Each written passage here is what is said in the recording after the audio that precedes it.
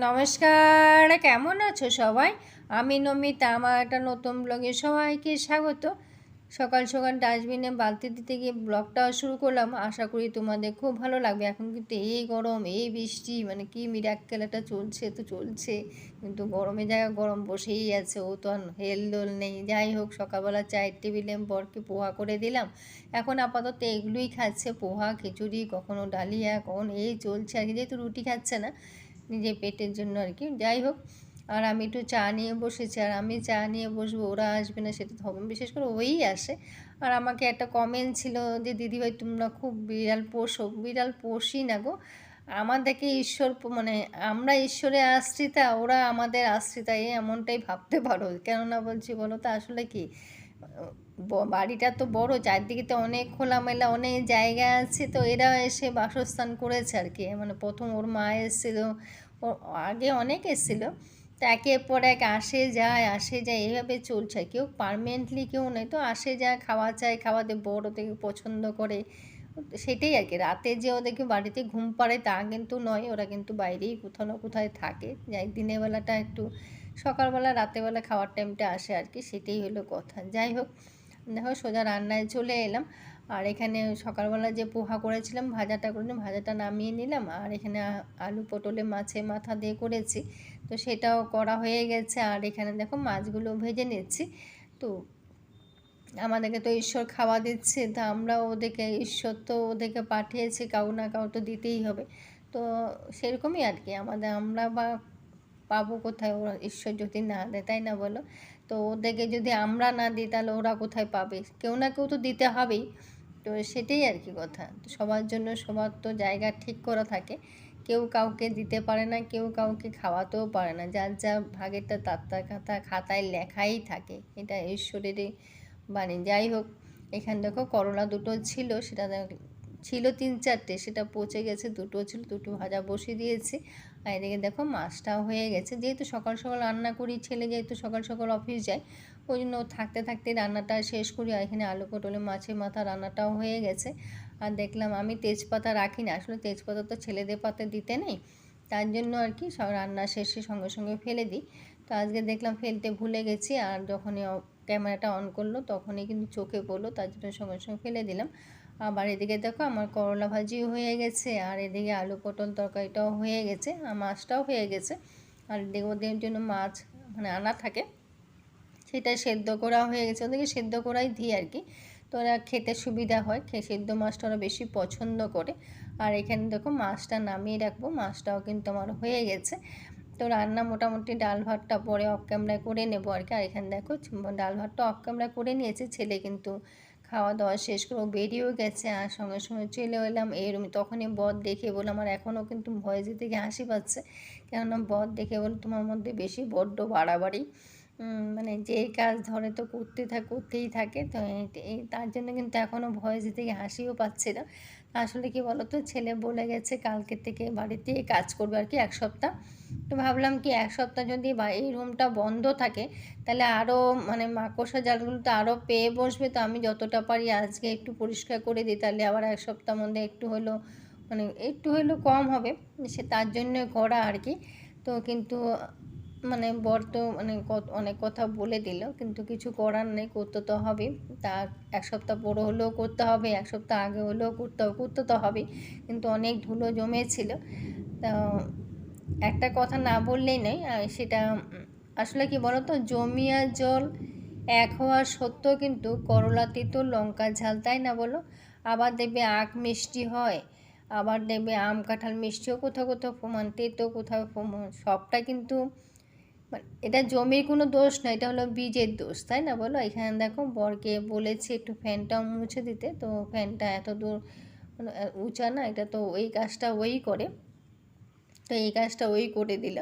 তো সেটা আমার বন্ধুর উদ্দেশ্যে, বন্ধু মনটা খুব খুশি হয়েছে। সাধারণ একটু আমার শাশুড়ি মাকেও দেখে এত খুশি হয়েছে, মানে ওনার ছবিটা যে আমি ওর কথা মতে যে ভিডিওটা আপলোড করেছি, ও এত খুশি হয়েছে। আমাকে একজন জানতে চেয়েছে যে বাংলাদেশেও কোথায় থাকে, তো বাংলাদেশেও কি আমাকে নামটা বলেছিল, আমি এই মুহূর্তে ওকে দিয়ে বলেছিল যাই হোক এই মুহূর্তে ভুলে গেছি। আর দেখো মাঝখানে কিন্তু মেশিন চালিয়ে কিন্তু অনেক কাপড় বিছনা যত মানে ছিল সব কিন্তু তুলে আবার সব কেচেছি। সেগুলো কিন্তু অফ ক্যামেরায় করেছি, সব মেশিনে কেচেছি। তো এগুলো তো রোদে তো দিয়ে হয়েছে, এটা তো সময় লেগেছে, তাই না বলো? তো সব ঘর টর ঝাড়া হয়ে গেছে, তো ঝাড়া পরিষ্কার করে আর কত নোংরা বেরিয়েছে দেখেছো? তো এত খুশি হয়েছে না আমার, এত মানে নিজে নিজে আমার এত মানে ওর এত আনন্দ দেখে আমারই নিজে কি বলবো, মানে সেটা ভাষায় প্রকাশ করতে, ওর এত আনন্দ হয়েছে। ও একটা কথা কতবার লিখলো, তুমি যে আমার মনের কথাটা বুঝতে, মানে ও এতটা খুশি হয়েছে। মানে খুব কষ্ট আর কি ওর মনের মধ্যে। আসলে কি বলো তো, একজন মধ্যবিত্ত ছেলে যে কতটা কষ্ট, যদিও আমার বন্ধু ও ছেলে নয়, ও মেয়ে, ওর কথা মতে মানে ও কিছু কথাতে আমি কথাটা বলছি আর কি, যে একজন মধ্যবিত্ত ছেলে যে কতটা কষ্ট সেটা কিন্তু আমরা বুঝেও বুঝি না। আমরা মেয়েরা দেখো নিজেদের কষ্ট হয়তো কেউ মানে একজন আরেকজনকে বা নিজের মাকেও বলেও কিন্তু নিজের কষ্ট একটু হলেও হালকা হয়, তাই না বলো? কিন্তু ছেলেরা কিন্তু সেটা পারে না। সেটা মানে ওরা কিন্তু সবটা কিন্তু হাসি মুখে নিজের কষ্টটা কিন্তু চেপে রাখে বা চেপে রাখার চেষ্টাও করে। কিন্তু ওরা ওদের ইচ্ছা থাকলেও কিন্তু মানে কিছু ধরো কোথাও যদি ঘুরতে যাওয়া ব্যাপারও আসে, তখনও কিন্তু ওদের ইচ্ছে থাকলেও সেটা ওরা মত দিতে পারে না, কারণ ওদের তো আর্থিক অবস্থা ঠিক কম। কিন্তু বড়লোকের কথা তো সেটা তো বলা যায় না, সেটা তো আলাদা ব্যাপার, সেটা তো এটা দেখা যায়, এটা সত্যি কথা। একবারই তো আর দেখো গ্যারেজ ঘরটাও ঝাড় দিয়ে দিলাম, সেটা যেহেতু সময় আছে, তো ভাবলাম স্নান করতে যাবো, তখন গ্যারেজ ঘরটাও একটু ঝাড় দিয়ে দিই, সেটাও ঝাড় দিয়ে পরিষ্কার করে দিলাম। কত বড় গ্যারেজ ঘর যেন, মানে গেটটাই কত বড়, এটা মুছতে যে কতটা সময় লাগে, এটা পুরোটা মুছে পরিষ্কার করলাম।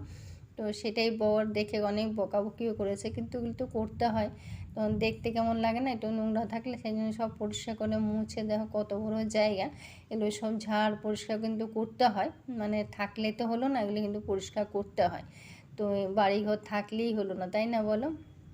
তো কড়াইটা কিন্তু আমার মাজা হয়নি তখন আর কি, যে একদিকে করলে আরেক দিকে তো একটু ইয়ে করতে হয়, তার জন্য কড়াইটা তখন মাজা ছিল।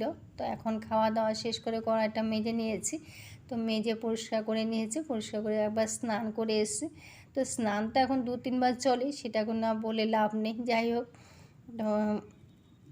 বেসিনটাও পরিষ্কার করে খাওয়ার বাসন টাসনও মাজা হয়ে গেছে, মানে রান্নাঘরের কাজটাও কমপ্লিট হয়ে গেছে। তো যেটা বলছিলাম আর কি, দেবে এক বাড়িতেও কিন্তু সেটা দেখা যায়, এক ছেলে যদি কম রোজগার থাকে, আরেক ছেলে যদি বেশি রোজগার থাকে না, তাহলে কিন্তু যে মানে বেশি রোজগার যার না, তার সম্মানটা একটু বেশি, আর যার কম রোজগার তার সম্মানটা একটু কম থাকে, সেটা কিন্তু দেখা যায়, এটা সত্যি কথা। এই কথাটা কিন্তু মানে মানে আমি মেনেছি, ও আমাকে বলাতে কিন্তু আমি মেনেছি, এটা সত্যি কথা। যাই হোক, আর এখানে মানে নামটা বললাম না কেন, ওর বাড়ির লোকও মানে ওর বাড়ি কেউ আছে, ওরা ব্লগ করে, তার জন্যই নামটা বললাম না। নামটা কিন্তু আমার মানে মুখস্থ আছে আর কি, তার জন্যে নামটা বললাম না। আর যদি ও ব্লগ করে না এখন, অনেক পুরনো বন্ধু কিন্তু আমার, ওই আমাকে খুঁজে বার করেছে। তা আমি এটা আগেও বলেছিলাম, ওর কথা মতো আমার শাশুড়ি মার মানে ব্যবহার করা জিনিসগুলো মানে ওকে ভিডিওর মাধ্যমে দেখিয়েছি, ওর কথা মতো আমার শাশুড়ি মাকেও দেখিয়েছি, দেখতে চেয়েছিলেন, দেখিয়েছি। যাই হোক, কিন্তু সবসময় আমার ভিডিও দেখতে আসে না, হয়তো আজকে ভিডিওটা অনেক দিন পর পর দেখে, তখন কমেন্ট করে আর কি, সবাই কমেন্ট করার পর তখন ওকে কমেন্ট করে। তো যেটা হোক, দেখো এখন বিছনাপত্র সব গুছিয়ে নিয়েছি, চাদরটা কিন্তু পুরনো পেতেছি। আসলে কী বলতো, গরমের মধ্যে কিন্তু নরম সুতি পুরনো চাদরে শুয়ে কিন্তু আরাম পাওয়া যায়।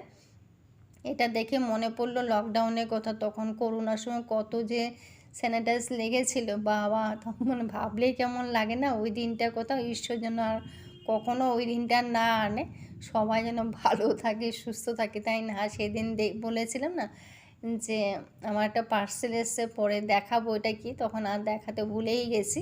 তা আজকে হঠাৎ মনে পড়লো, এটাই এসেছিলো পার্সেলে, ছেলে এনেছে আর কি। তো প্রথম তো আমি বুঝতেই পারছিলাম না জিনিসটা মানে কীভাবে ফিটিংটা হয়, তারপর বুঝতে পেরেছি যে ওইটা এইভাবেই তো ফিটিং হয়। যাই হোক, ও কালকে আমাকে মানে একটু মেসেজ করে দিয়েছিল, তারপরে তারপর আমি নিজে করিনি, রাখা আছে। তা দেখলাম জিনিসটা ভালো, হয়তো অনেকের কাছে আছে আর অনেকের কাছে হয়তো নেই, এটা মেসেজ করার জন্য আর কি, ব্যথা তো যাই হোক, এখন দেখো সবটা গুছিয়ে নিয়েছে, গুছিয়ে সব সাজিয়ে গুছিয়ে। আর আরেকটা কথা কি, পদ্ম ফুলে একটা রিকোয়েস্ট ছিল, মানে কয়েকজনই পদ্ম ফুল দেখতে চাও সবাই, কিন্তু পদ্ম ফুলের ব্লগটা না, মানে পদ্ম ফুল যে করেছি সেটা কিন্তু আমার হাতে ডিলিট হয়নি, মানে কেটে গেছে। যখন এডিট করতে গেছি না তখনই কিন্তু কাটা হয়ে গেছে, কি করে যাই না। যাই হোক, আজকে ব্লগটা এখানে শেষ করব, পরে ভিডিওতে দেখাবো। সবাই ভালো থেকো, সুস্থ, যদি কিছু